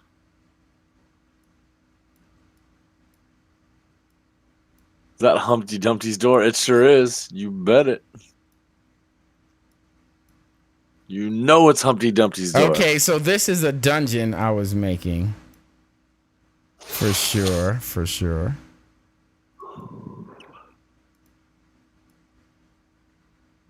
Wow, orbit tool, really?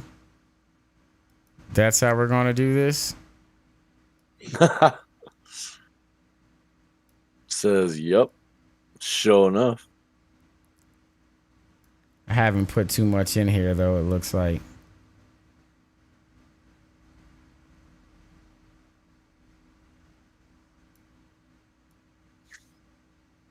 Got some legs.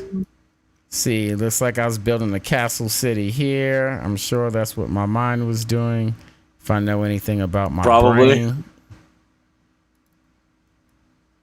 If I know anything about my brain. Yeah. But yeah, this gives us a big, expansive 3D. Oh, yeah. Okay, that was a small city for. Oh, I love this one that I was building over here. Hold on. Hey. I actually like that too. That's nice. Oh, yeah, we got a lot of stuff we can repurpose here, bro. This is good. An English card. But what if England doesn't exist?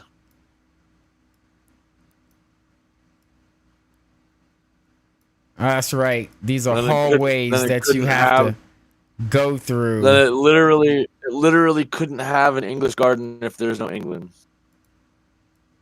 Yeah, okay. I remember what this is. It have to be like called something else. You gotta go through the door. You gotta go like in the hallway, in the doors this way, and then into the courtyard. Or not the courtyard, but the main city. Do those boxes not have back walls? They do. It's probably just loading slow. It builds in whole 3D geometric shape, so. Okay, I was like, because it looked like there was no back walls for a second. I was like, wait, what? Oh, maybe they don't. Yeah, I see. I was like, there's no back wall there. You're holding up a movie front. You, sir, are making a main street for a Western. Don't you lie. Well, yeah, probably. But yeah. Okay, let's see. I want to go up. Mr. Soul-Lutions presents Spaghetti Westerns. Backless box. Here we go. Oh, yeah, I made glass panes for this church. That's pretty. Isn't it? I actually like that. That's very Palerite. Yeah. No, I was in the prime of my creative juices making this.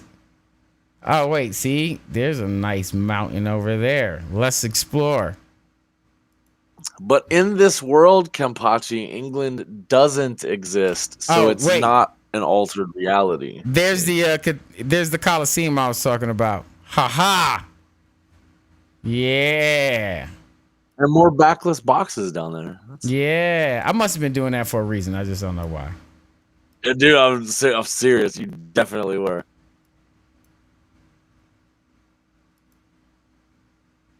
That's supposed to be turned the other way. I think you're looking at the inside. Yeah, I think that's supposed to be on the outside. It's water. It's a waterfall. Right. Yeah, yeah, yeah, yeah, yeah.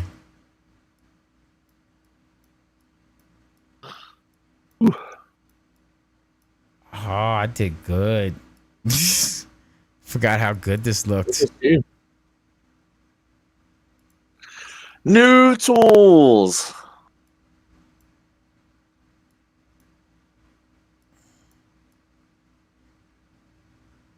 That looks kind of crazy. Yeah, those are out way too far. It's supposed to be like a rocky face you can climb. Right. This is probably where I stopped working, to be real. Let's pull out. Probable. Yeah, this is where I stopped working. But this is a great place for us to start working the map.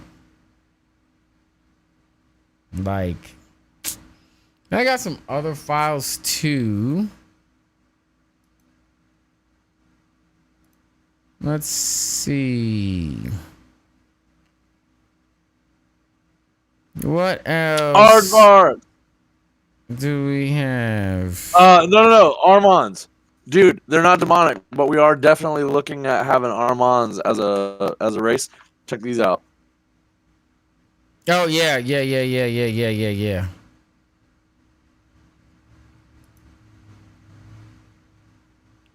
I mean, it's not quite aardvarks, but armadillos. Yeah. I got you, fam.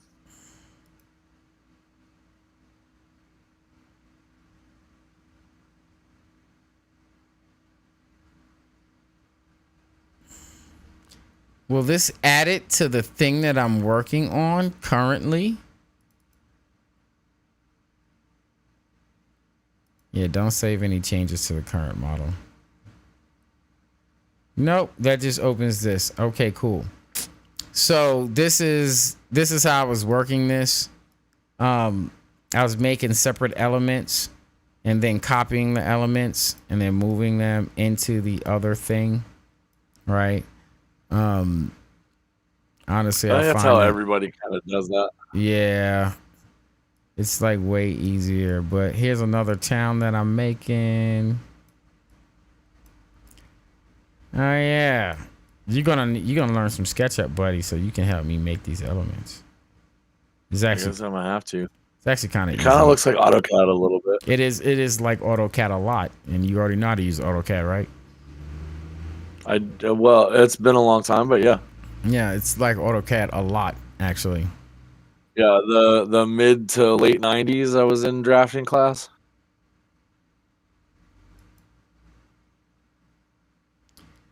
Let's see. Look, man, you see that I'm a shrew down here on the screen over there. You see that I'm a shrew. I know the power of a sand shrew. I'm aware.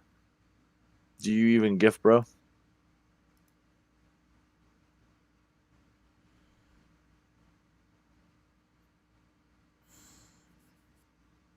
Boop. Okay, here's another thing that I made. Let's see. Okay, I don't hate it. I don't hate it. That's the best. That's the best. I don't hate it. I That's say good. I say that a lot, actually. Actually, I really don't hate I this. don't. This is a dungeon I was making. That's interesting. A wizard lives up here on this platform, which is the second floor of this, which I have to make a whole nother model for. Yeah. But at least then we have stuff, content for future days. Yes, yes. Oh yeah, buddy.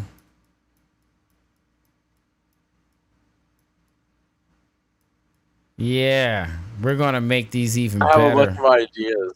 Huh? I have a bunch of ideas. I need to get that program too. Yeah, it's good. Let's see. Dude, but boy, boy, Let's Kapachi, you know I love you, let's see what else I got but hidden in this hidden gems folder. You see how much but I love but you guys, legitimately, how much of my own time I put into doing this. Like, and then nobody was responsive to this awesome thing that I was doing.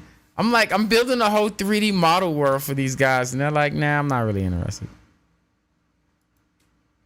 I I was mean, I like, kind for of feel you. real? We were talking to some artists. Chris and I were before he moved out to Colorado, um, and we were trying to get some artists to do some preliminary sketch work and get some stuff going, and work on a project. And there wasn't a lot of interest to it.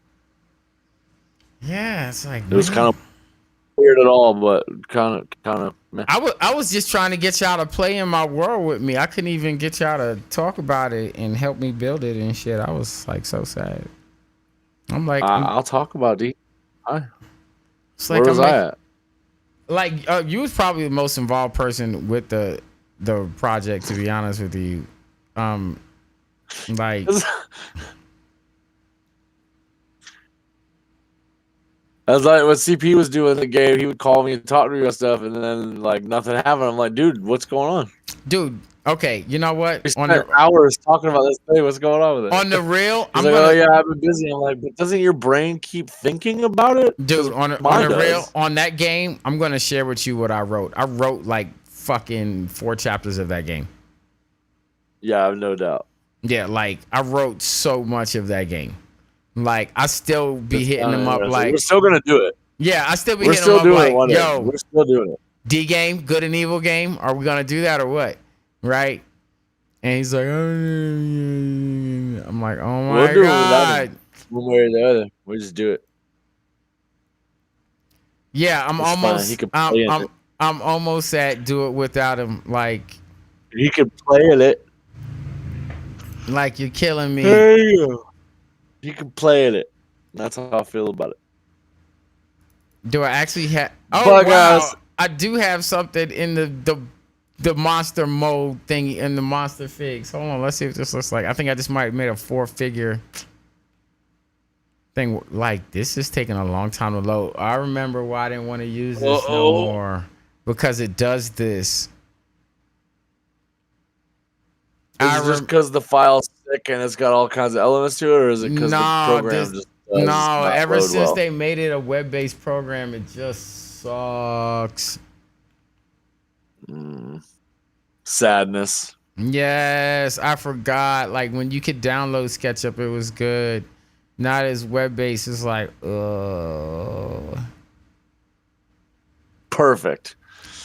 Well, that's on all right. that note, guys and gals, it is about that time It for us to is. call it a day here. You know, it'd probably work if I close this. But yeah, it's about that time for us to call it a day. It's been fun It hanging out is. with It y'all is. though today. It absolutely. I love today. Today is great, and really no problem. We got a little late start going, but everything seems good. Everything ran smooth. The sound was good. Everything was good. So Yeah, weird day, just because it wasn't weird day. yeah. No, you know what? I woke up affirming a good show today. Everybody that loves me, wish me a good show today. So right on for a good show today. It was fun hanging out with you as always. Definitely. Definitely. Everybody that stopped through, came by, chatted, not chatted, lurked, not lurked, hung out, did the thing, even thought about us. We appreciate each and every one of your faces. We love you, each and every one of you. Go out there into the world and remember, guys, be kind to each other, because you never know what somebody's going through, and your moment of kindness could be the thing that pulls somebody else through their darkness. So just That's do right. that, and the world can be a better place. Everybody stay positive and stay creative. This is my partner and host in Dragon Scale, and I'm his partner and host in Mr. Solution. And this has been the Wayfarers Guide, not Comic Cinema Clash. Hey, get yourself one of these Wayfarers Guide shirts. Actually, while we're on the topic of this is the Wayfarers Guide, let's see. Somewhere in here, there should have been a a whole thing telling people where to go buy things, but I see that it is not working. So that's fine. Give me a second. I'm gonna get the link. We're gonna drop that in the link because Yeah, I got it right here. Yeah, we want you to support us. Because it's literally down in my panels. It's literally just down in my panels. No, I love that. I'm gotta put it in mine too, though.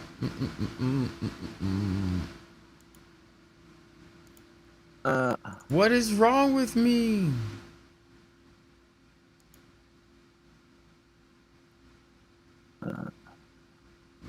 Why? Oh, because I'm in the wrong thing. Because I'm stupid. All right, go to the store. Boom, bam. Nobody is stupid, just under caffeinated. That's all. That's right. All right. Bam. There it is. That's the Stream Element store. That's Stream Elements / Mr. Solutions. You can follow me pretty much everywhere as Mr. Solutions. You can catch my YouTube channel, Soul Monkey Publications. Follow Dragon Scale and on definitely on Twitch, and you can follow him as MBetty228 on Twitter. Yep. And yeah, you see that right now. I'll be back Right on tonight there. if you're into some more of me. I'll be back on 2 shows tonight. I'll be back on what this is called The Show, an African American discussion, and then I'll be back with my Top Talks with my son, Sleeping Inks. We'll be doing our Pico. We'll be doing our monthly, not monthly, but our weekly Monday night discussion on Tower of God, our favorite manhwa. So if you are a Tower of God fan and you would like to talk about it with us, then join us on Talk Talks tonight. But that's after this is called The Show, where we talk about some hard-hitting things that's happening in the African-American community. So I do shows a lot. So if you're into watching talk shows and someone run their mouth, I do that. Right? But other than that, he likes to run the mouth. I do like to run the mouth. Other than that, Dragon, man, you are freaking awesome. No, you're awesome. You're awesome. You're awesome. Bro, out. Yeah, I don't know. I may be on tonight again with some Minecraft Mondays. I might push it tomorrow. I've got bowling tonight with the league and my wife doing that tonight, which is not often that I do that, but on occasion. I'm the 5th man on the team, so if somebody's not going to make it to a league night, I go. No, you're awesome, Kimpachi. I've said that for years now. Kimpachi's but then awesome! after that, if I have time after bowling tonight, I'll be back on after 10 p.m. Otherwise, we're gonna push Minecraft off until tomorrow, and then Thursday you can catch episode 2 of the Breath of Fire 3. Yes, bowling like the Big Lebowski. Yeah, that's right. Correct. Yep. Actually, but you can check out the Breath of Fire 3 stream on Thursday at 10 a.m. Yeah. Speaking of some game streaming, just to hold you guys up a little bit more, me and Mr. Blue Sky, the roommate, will be back this week on Thursday with some split screen division streaming if you're into watching some of that. And then we'll be back with the 6-man stream this Saturday where we play a little bit of Overwatch for about an hour. And then we all break off and play different games that we're just into. It's a pretty entertaining stream. You can catch the last one on YouTube, or the first one on YouTube. This one should be back, but a little slicker look now that we know what we're doing with the show. So if you're into some, you gotta love that. If you're into some weird game streaming, not just your everyday somebody sitting by themselves and talking to themselves game streaming, but a whole bunch of people hanging out and doing that, then stay tuned. Thursday and Saturday is when we do the game streaming. Other than that, you can catch me on all the rest of the talk shows. Go just watch my back content. Some of it is cool. Some of it's got messed up sound issues. I apologize. Whatever. I can't do nothing about it. Sometimes it happens. Yeah, sometimes it happens. I do live streaming. I don't do pre-records. I don't know what to tell you. So, everybody have a great day. It's been fun hanging out with all of you. Goodbye. Absolutely.